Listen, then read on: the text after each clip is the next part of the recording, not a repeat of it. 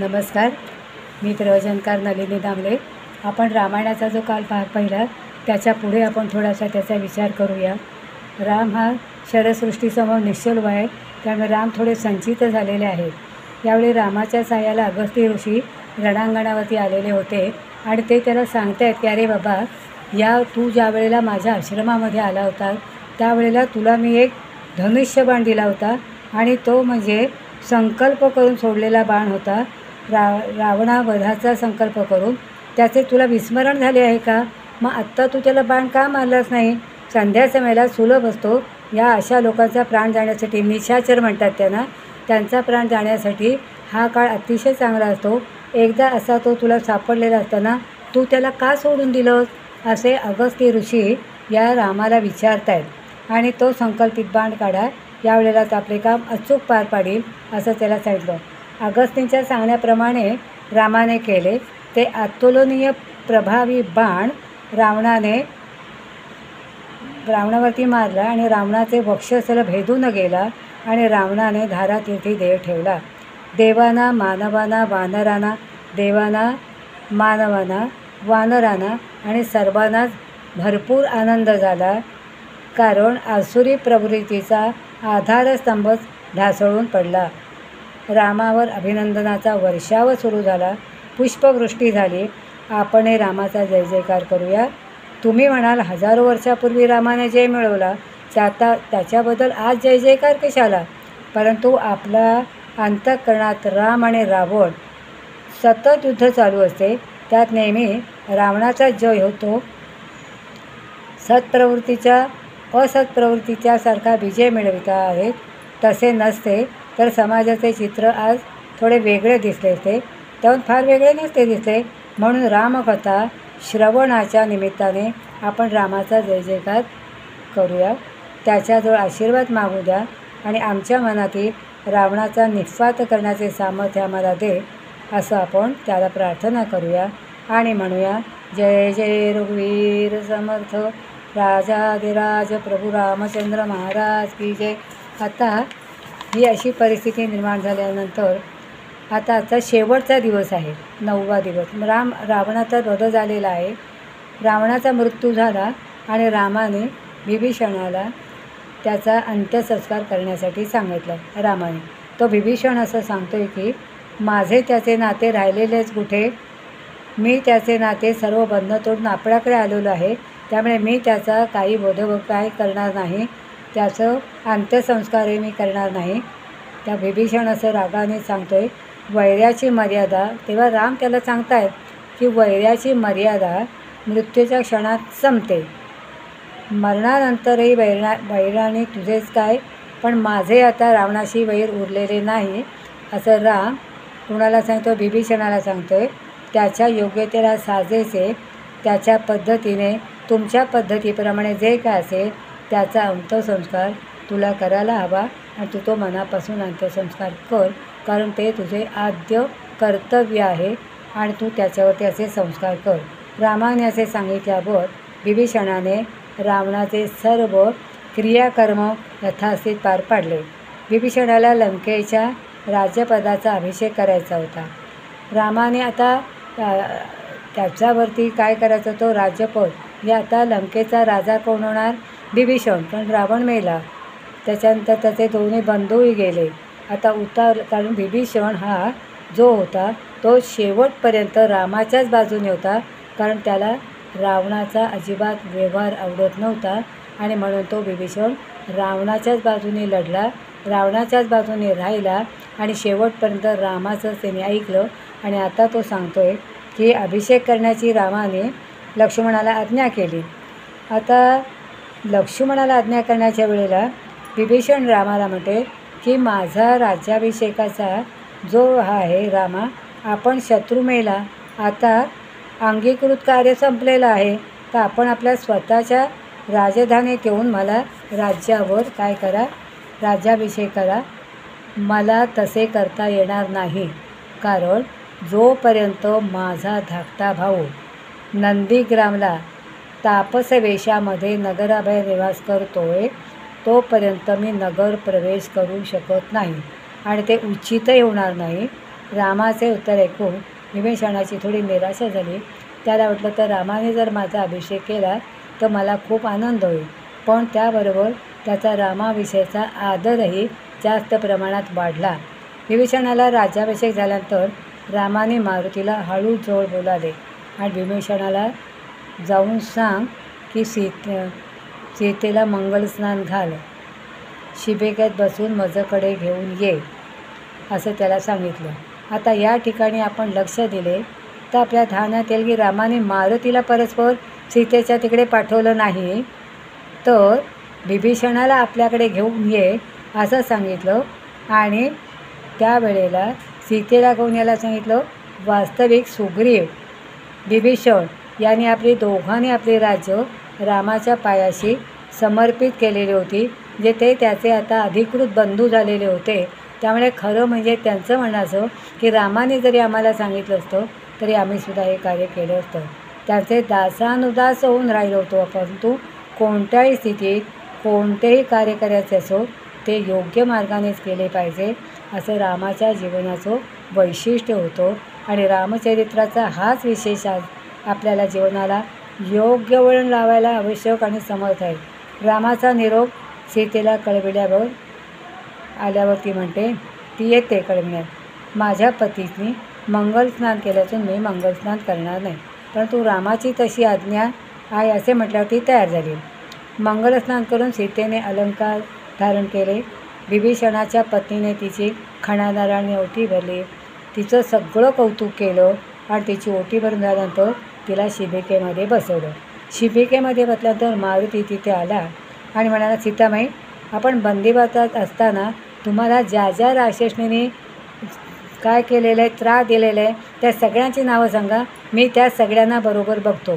त्यावेळेला सीता सांगते, अरे मारुती राया, असं आपण करायचं नाही, कारण ते त्यावेळेला कुणाचे होते, अधिपती कोणाचे होते, ते काम करणारे लोक. राक्षसांना अभय दिले आणि शिक्षा करावी असे आपल्याला वाटत नाही. त्रास दिला कारण ते रावणाचे सेवक होते, रावणाचे नोकर होते. त्यामुळे रावण सांगेल तसं त्यांना वागणं क्रमप्राप्तच होतो आणि त्यामुळे त्यांना आपण शिक्षा करायची नाही, असं सीता मारुतीला सांगते. मारुतीला ते पटतं हनुमंताला आणि त्याची ती नीट समजूत घालते आणि शिबिकेत जाऊन ती सीतामाई बसली. आता शिबिकेमध्ये बसल्यानंतर सीतेची शिबिका येते आहे असे कळल्यानंतर तिला पाहण्यासाठी वानरगणांची इतकी खूप गर्दी झालेली होती की काय विचारूच नाही. शिबिका मार्गातून पुढे जात असताना इतकी तुफान गर्दी, अडचण होत होती. लोक दर्शनं घेण्यासाठी एकमेकावर उड्या मारून सीतेला पाहण्यासाठी धडपडत होते. आणि हे रामाने पाहिल्यानंतर त्याने विभीषणाला सांगितलं, सीतेला शिबिकेमधनं खाली उतर आणि ती पायी चालत माझ्याकडे येऊ दे, ज्यांच्यामुळे आज सीता मला दिसते आणि रावणाचा वध होऊन लंका संपूर्णपणे स्वतंत्र झालेली आहे, सगळ्यांना स्वातंत्र्य मिळालेले आहे. आणि याच्यासाठी तू राजदंड बाजूला घे आणि सगळ्यांना मोकळेपणे या सीतेला पाहत पाहत माझ्यापर्यंत येऊ दे. सेनापतीने सैनिकांबद्दल अशी भावना ठेवावी याचे उत्तम उदाहरण आहे. पुढे राम म्हणाले, जिच्यासाठी ज्याने जीवावर मात करून, म्हणजे आता सांगितलंच आपण की स्वतंत्रपणे त्यांना लढाई करून सीतेला यशस्वीपणे ते घेऊन आले, हे तेवढं कर्तव्य होतं त्यांचं. जिच्यासाठी त्यांनी जीवावर उदार होऊन हे युद्ध जिंकले, ती सीता कशी आहे हे पाहण्यासाठी सारखे धडपडले. नंतर विभीषणाचा किंचित प्रश्न झाला, स्त्रियांचा पडदा कशासाठी? तर राम त्यांना सांगते, पडदेचा शक्यच नाही आहे. आणि मग तो संपूर्णपणे त्या कुठपर्यंत येऊन पोचतात. हळूहळू सीता मंद पावलाने रामचंद्रासमोर येऊन उभी राहते आणि आनंदाश्रूने गर्दीत रामा केल्यामुळे रूपाचे दर्शन घडते आणि रामायणाच्या घटनेतून या अशा गोष्टी घडतात. आणि मग अयोध्येला परत जाताना एक दिवस आश्रमात विश्रांती घेण्यासाठी ते भारद्वाजांनी सांगितलं होतं, तू लढाई जिंकणार आहे, तू रावणाला मारणार आहे, तू विभीषणाला राज्य देणार आहे, त्याचा अभिषेक लक्ष्मणाकडनं करणार आहे. सगळं भारद्वाज ऋषींनी त्याला आधी जाताना वाटेत भेटेले हे कोण? भारद्वाज ऋषी त्यावेळेलाही सगळी हकीकत त्यांना सांगितली होती आणि आज ते त्याला त्याची आठवण करून देत आहेत की बघ, मी सांगितल्याप्रमाणे सर्वप्रमाणे तू यशस्वी झालेला आहे.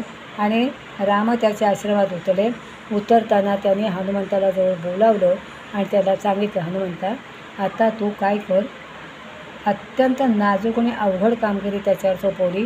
लक्ष्मणाला सांगितले नाही, हनुमंताला सांगितले. आणि ओळख झाल्यापासून आजपर्यंत मारुतीचा जो अनुभव रामचंद्रांना आला होता त्यावरून त्या कामासाठी तोच योग्य आहे हे त्यांनी नक्की इतके वर्षांनी ठरवलं होतं. आणि त्यांना सांगतायत इथे बुद्धिमत्ताबरोबर चाणक्षपणा, दूरदर्शीपणाही गरजेचा आहे.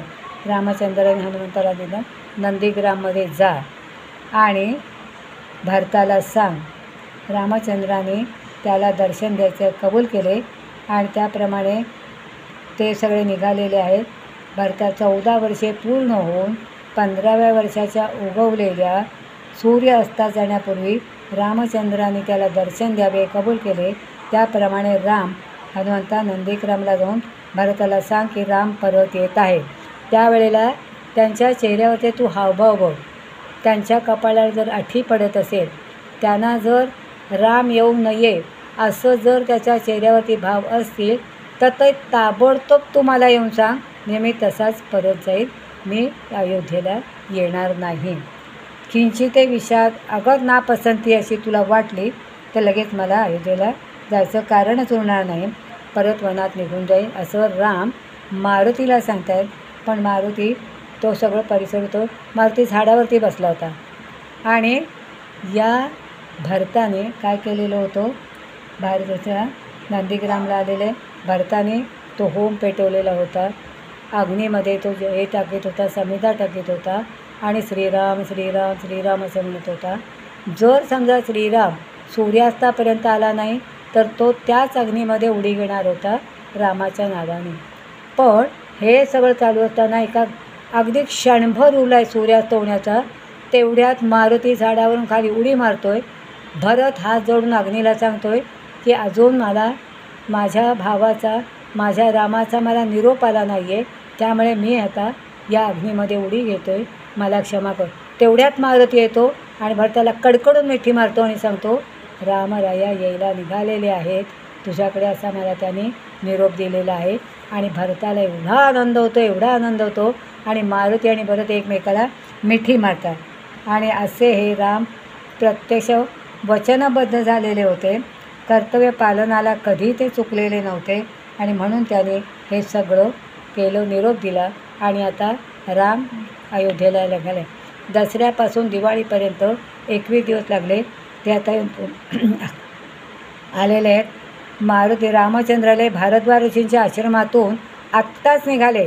तो आला भारद्वाज आणि त्याने सांगितलं की आत्ता जर तुम्ही एक क्षणामध्ये तिथपर्यंत पोचला नाही तर भरत अग्नीत उडी घेणार आहे. रामाला आश्चर्य वाटलं की एवढा माझा बंधू. हर्षभराने मारुतीला आलिंगन दिलं त्याने आणि प्रेमाने गद्गदलेल्या स्वरात म्हणाले, हे कपिलश्रेष्ठा, तू माझ्या कानांना अमृतवाणी ऐकवलीस. मारुतीला राम म्हणतायत, तू धन्य धन्य आहे. लगेच भरताने सर्व सेवक आप्तस्वकीयासमोर रामासमोर जाण्यासाठी सिद्ध झाले. सगळे निघालेले आहेत अयोध्येला, सगळी अयोध्या पाहण्यासाठी. रामदर्शनाची मोठ्या अधीरतेने वाट पाहणाऱ्या भरताच्या डोळ्यांचे पारणे फिटले. अतिशय सन्मानाने रामाधिकांना भरत नंदीग्रामला येऊन आला आणि एक दिवस राम नंदीग्रामी राहिले आणि दुसऱ्या दिवसापासून ते पुढे अयोध्येला निघालेले आहेत. सर्व दृष्टीने विचार करताना हे सगळं घडत होतं आणि रामराया तिथे निघालेले आहेत. आता राजा दशरथाने रामाला एकदा सांगितलं होतं की राजा प्रजानुबंधन म्हणजे प्रजानुरंजन हे राजाचे कर्तव्य, म्हणजे प्रजेला पहिल्यांदा किंवा प्रजेचे जे काय म्हणणे आहे ते ऐकायचं आणि त्याप्रमाणे आपण वागायचं. रामाला अजूनही असं वाटत होतं की पुन्हा एकदा सीतेला दिव्य करून दाखवायला सांगावं, अग्निदिव्य.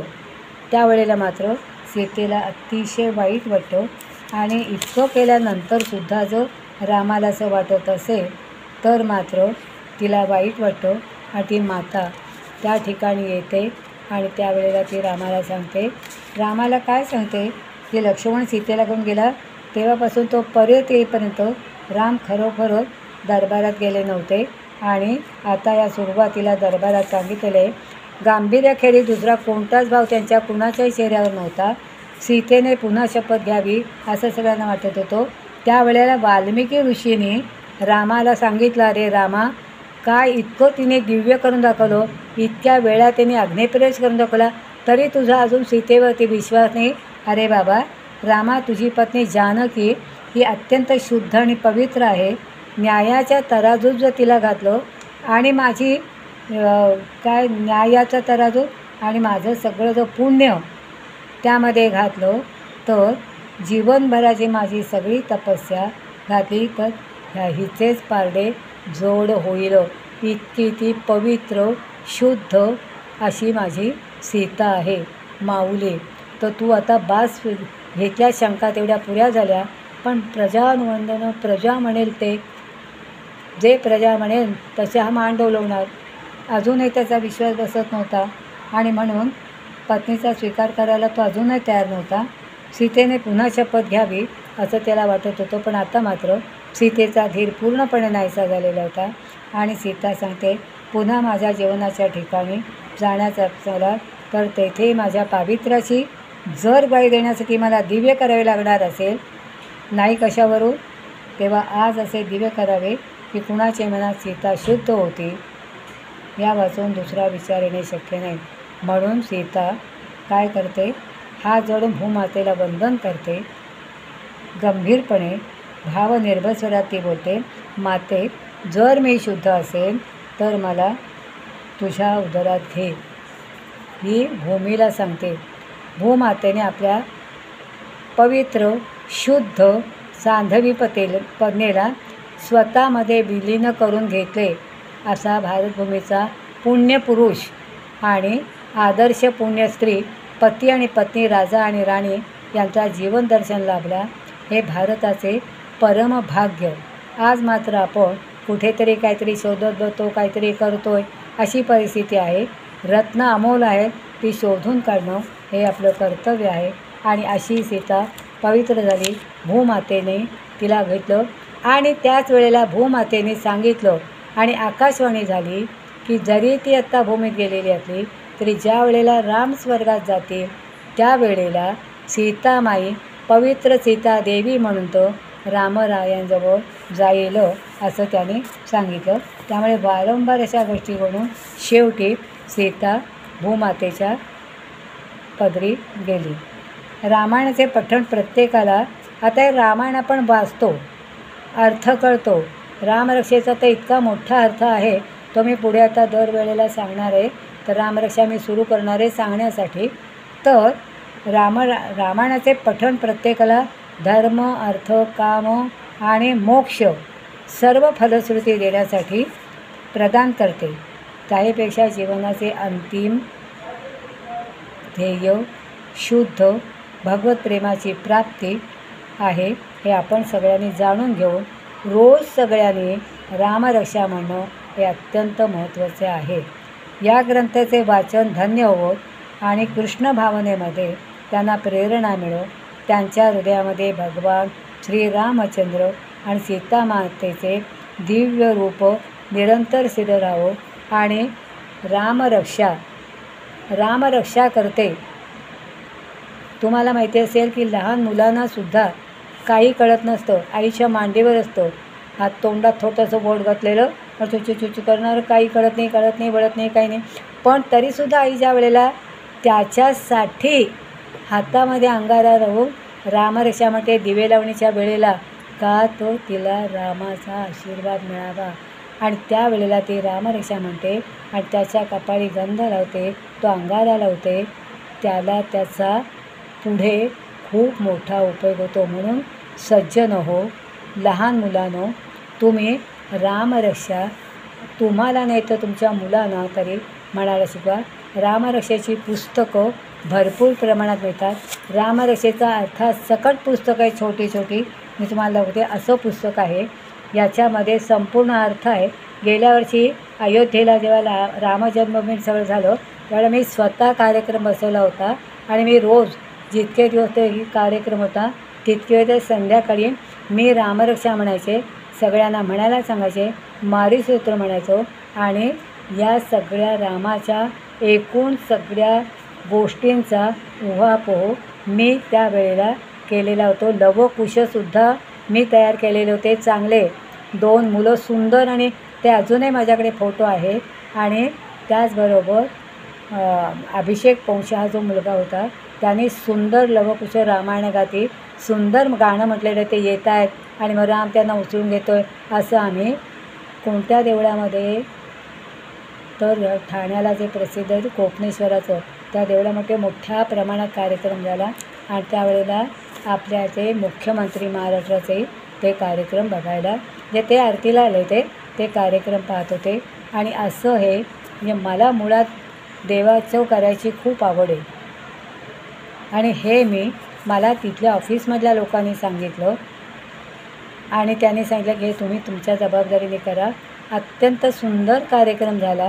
अजूनही तो माझ्या वाटतं या ऑफिसमधल्या रेकॉर्डिंगमध्ये असावा पण तो रेकॉर्ड केला जातो.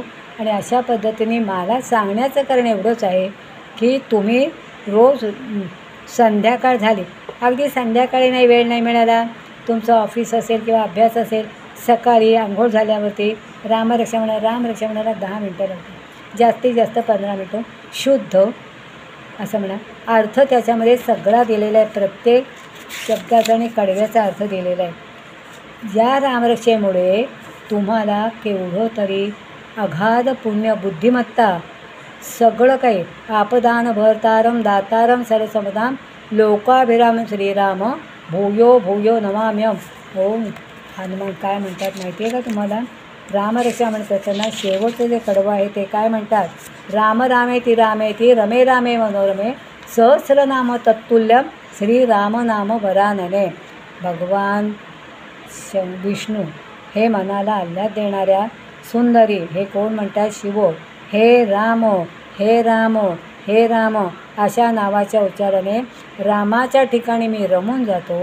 रामाचे नाव एक नाव विष्णूच्या 1000 नावाशी बरोबरी आहे असे हे बुधकौशिक ऋषी सांगतात. आणि भगवान शिव याला महत्त्व देतात. शिव हे असं सांगतात की विष्णूची 1000 नावं एक नावाने प्रसिद्ध आहेत. म्हणून तुम्ही म्हणतच असाल रामरक्षा कारण घरोघरी आपण रामरक्षा संध्याकाळी म्हणतो. अगदीच संध्याकाळी जमत नसेल तर सकाळी अंघोळ झाल्यावर म्हणा काही हरकत नाही पण म्हणा. आणि आपल्या घरातल्या लोकांनीसुद्धा आपल्या मुलांवर संस्कार करणे तुम्हाला उपदेश देत नाही आहे ही कोण सांगणारी असं म्हणू नका. मला जे वाटते मी जे माझ्या समुदायामध्ये करते आदिवासी भागामध्ये इकडे तिकडे तिथेही आम्ही असं काम करतो. त्यामुळे मला असं वाटतं की तुम्ही असं आपल्या मुलांना शिकवा आणि त्यांना जरा हुशार करा. हुशार करण्यापेक्षा त्यांना देवाबद्दल आदर निर्माण होऊ दे. आपली वास्तू काय आपला देव काय आहे आपले सगळं पठण करणारे कसे आहेत हे सगळं कळावं.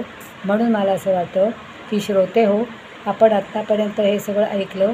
राम जिंकून आला अयोध्येला गेला 14 वर्ष तिथे कष्ट सहन करून आता इकडे आलेलं आहे. आता पुढे त्याचा राज्याभिषेक आणि सगळं छान छान छान छान होणार आहे.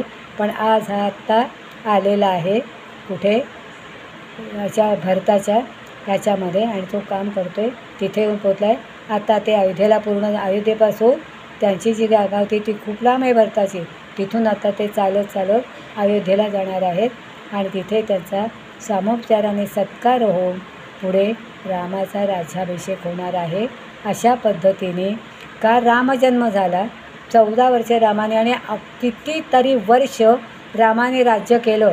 राम हा रामकुळातला 40वा ते पण मी पुढे सांगणार आहे. पण आज इथे आपण संपूया की पहिला ब्रह्मदेव आणि ब्रह्मदेवापासून 40वा राम मध्ये इतके सगळ पुत्र पराक्रमी पुरुष असे अनेक लोक म्हणजे त्या सगळ्यांची नावं मी सांगणार आहे.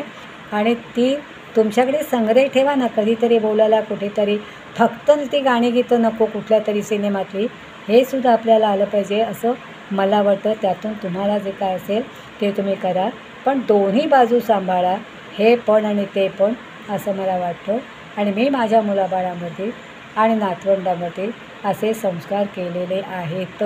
ते रोज रामरक्षा म्हटल्याशिवाय जेवायचं नाही संध्याकाळचं, किंवा सकाळी ऑफिसला जायचं असेल, कोर्टात जायचं असेल, म्हणजे तो हा वकील, कोर्टात जायचं असेल जायच्या आधी पटपट रामरक्षा मग 2 घास जेव आणि मग जा. रामरक्षेशिवाय घराच्या पण टाकायचं नाही. विष्णू सहस्रनाम दिवसभरात कधी म्हणा, कारण ते जरा मोठं आहे. त्यामुळे विष्णू सहस्रनामाच्या वेळेला तुम्ही जर 3 नावं जरी घेतली, अच्युतम अनंतम केशवम, अच्युतानंद गोविंद, अच्युता अनंत गोविंद, 3 नामं जरी 11 वेळा घेतलीत ना तरीसुद्धा अच्युतानंद गोविंद, अच्युतानंद गोविंदम, अच्युतानंद गोविंदम एवढं म्हटलं ना तरीसुद्धा देव प्रसन्न होईल. आणि अशा पद्धतीने राम जन्माला आला, राम सगळं झालं आणि आता सगळी वनवासातून परत आला. रामाने मोठं राज्य केलं, सगळ्यांना मार्गदर्शन केलं, मुलाबाळांना सगळं राज्य देऊन टाकलं. आणि आता पुढे राज्य देऊन झाल्यानंतर रामाला आमंत्रण आलं, अहो चला तुमचं काम संपलं आहे, तो बघा आपण उद्या किंवा 2-4 दिवसांनी पाहू. आत्ता आपण रामाच्या जन्मात आहोत, ते तसेच राहूया. आणि रामजन्म झाला आणि अशा पद्धतीने प्रत्येक देवाचं असं महात्म्य आहे. प्रत्येक देवाचं, प्रत्येक भगवंत आपल्या उपयोगाला पडतो, प्रत्येक भगवंत आपल्याला सांभाळतो आहे. आणि तो सांभाळण्यासाठी थोडीशी तरी आपण सेवा करावी असं मला वाटतं. त्यातून तुम्हाला जे काय सवय असेल तसं तुम्ही करा अशी मी तुम्हाला प्रार्थना करते. पण दिवसात ना सकाळी, संध्याकाळी, दुपारी जेव्हा वेळ मिळेल तेव्हा. आणि तुम्हाला सांगते, सकाळी तुम्ही जर देवाचं दर्शन घेतलं, मागे मी दिलं आहे व्हिडिओमध्ये, सकाळी उठल्याबरोबर देवाचं दर्शन घेतलं तर रात्रभर केलेल्या पापांचा तुमचा नाश होतो. दुपारी माध्याने म्हणजे 1-2 वाजाच्या दरम्याने जर तुम्ही आपल्या देवाचं दर्शन घेतलं तर सकाळपासून दुपारपर्यंत जे पाप केलं असेल ते तुमचं नाहीच होतो. आणि त्याच्यानंतर संध्याकाळी म्हणजे सूर्यास्ताच्या वेळेला सगळ्यात महत्त्वाचं पानं, फुलं, बेलाचं पान, ज्या सेवा कराल त्याला घालून त्याची प्रार्थना केली तर संपूर्ण 7 जन्माचं पाप तुमचं भगवंत नाहीसा करतो. इतकं या देवाच्या सेवेची आवश्यकता आहे, गरज आहे, पुण्य आहे. आणि देव तुम्हाला सगळं काही देतो आहे, फक्त त्याच्याकडून घ्या, एवढंच मला सांगायचं आहे. आणि आजचा आपला व्हिडिओ पूर्ण झालेला आहे. आता रामाला बोलावणं येतं आहे, ते आपण 4-5 दिवसांनी बोलावणं येणार आहे, कारण मी 4-5 दिवस बाहेरगावी ह्याच कामासाठी जाणार आहे. त्यामुळे आल्यानंतर आपण पुढचा जो काय परिचय आहे आणि पुढचं जे काय रामायण आहे ते आपण पाहूया. आज आपण हे पाहिलं, रामजन्म झालेला आहे, राम आता चाललेला आहे, अयोध्येला पोचला आहे. आता मध्येच अयोध्येला जाईल आणि तिथे तो सगळं काय कौतुक आणि ते आपण नंतर पाहूया. आणि माझा हा व्हिडिओ आहे, सबस्क्राईब करा, बेल आयकॉन तरी क्लिक करा. आणि तुम्हाला याच्यामध्ये जे काही विशेष वाटेल ते तुमच्या बॉक्समध्ये टाका, तुम्हाला जे काय वाटेल ते. पण आत्ता मी एक व्हिडिओ टाकला आहे, तुम्हाला कोणता टाकलेला आहे तो, आम्ही आत्ता ह्याला गेलो होतो ना, त्या ठिकाणच्या देवाचं सगळं वर्णन सांगितलेलं आहे आणि खूप जणांनी तो पाहिलेला आहे. आणि अशा पद्धतीने देवालाच नुसतं भजू नका, माणसांनाही भजा, पण प्रामाणिकपणे सगळ्यांची सेवा करा. प्रत्येकाच्या हृदयात देव आहे. जरी एखाद्या माणसाची सेवा केलीत ना तरी देवाची सेवा केल्यासारखी आहे, पण मनापासून करा, एवढंच मला तुम्हाला सांगायचं आहे. आणि आज इथे आपला हा व्हिडिओ संपला आहे असं मी तुम्हाला सांगते. आणि व्हिडिओ पाहून तुम्ही त्याचा उपयोग करून घ्या, एवढीच मी तुम्हाला प्रार्थना करते. नमस्कार.